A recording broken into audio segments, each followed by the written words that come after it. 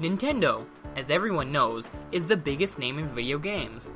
But many don't realize that they trace their roots back to 1889, when they were a card manufacturing company, moving into the toy market in 1956, and finally the video game company we know today in 1972. Many may still think this is early, but contrary to popular belief, the NES was not the first Nintendo console, and neither was the Famicom. For those of you who don't know, it was the Japanese NES, released in 1983.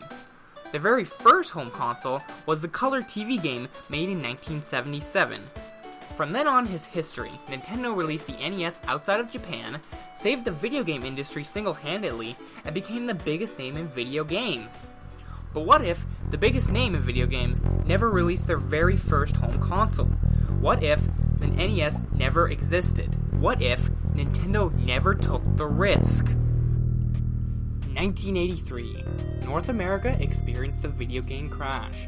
This was due to a couple of main reasons. Number one, there were way too many consoles on the market. People did not know what to choose and why. Number two, there were no regulations of the games. Anyone and everyone could create a game for any of the many consoles out there. Today, you won't find any game without the Nintendo seal of approval, but then, unlicensed games back then were pretty common, and pretty bad. Number 3. Personal computers were becoming much more common and cheaper. They were also superior in every way, and could do much more than play games, like word process or accounting. It seemed to be the smarter buy. I'm more alive than ever before. I've been to my Commodore 64. My friends are knocking down my door to get into my Commodore 64. It's mind-boggling. Commodore 64 lets you play hundreds more games than any video machine, plus draw, program, even do music. The crash only lasted a couple of years, until 1985, when the NES came out. So many did not even particularly notice it. Many games were marked down heavily in price, but arcades were still very popular, and not so much notice came to this crash. But the company sure felt it. Atari alone experienced $536 million in debt due to the crash. So this brings up one question. What would the video game landscape look like without the Nintendo Entertainment System? If Nintendo never brought out the NES, and assuming they wouldn't bring out any later consoles, Sega would not be in the industry either.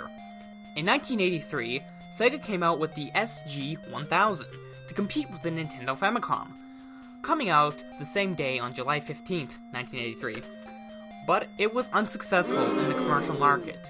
If Nintendo would have never came out with the Famicom, Sega would still not come out with the SG-1000. The system did not only fail due to the Famicom being the better console, but its also unfortunate similarities to the Atari 5200 controller. This means that they would have been out of the video game market and would have not released the Mark III, or the Master System, in North America. It was made to compete with the NES after moving to the North American market. Another company out of the console industry, because of Nintendo, is Sony. The PlayStation was built due to the fallout between Nintendo and Sony after deciding not to go ahead with the Super Nintendo Disk System. If Nintendo never made the NES, there would have been no SNES, obviously, and of course no Disk System.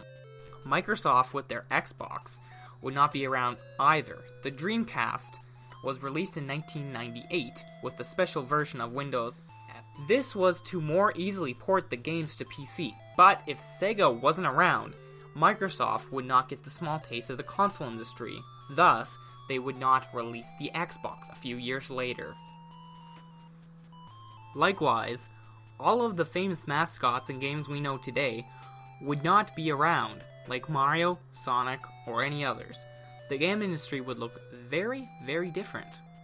Like we specified, along with Nintendo gone, Sony and Microsoft would be gone out of the industry too. So no Xbox One, PS4, or Wii U would be on the market. There would be no home consoles at all. It would all be PC gaming. No console wars or debates on whether PC gaming or console gaming is better. The PCs, without the competition of consoles, would have taken over the industry to the mid to late 80s and never looked back.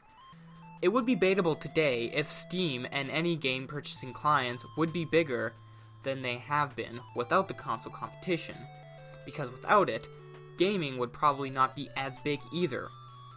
Although, it might be even bigger. With PC gaming being the only option, Gabe Newell might be swimming in more cash than he already is. Or maybe he'll be broke. It's hard to say.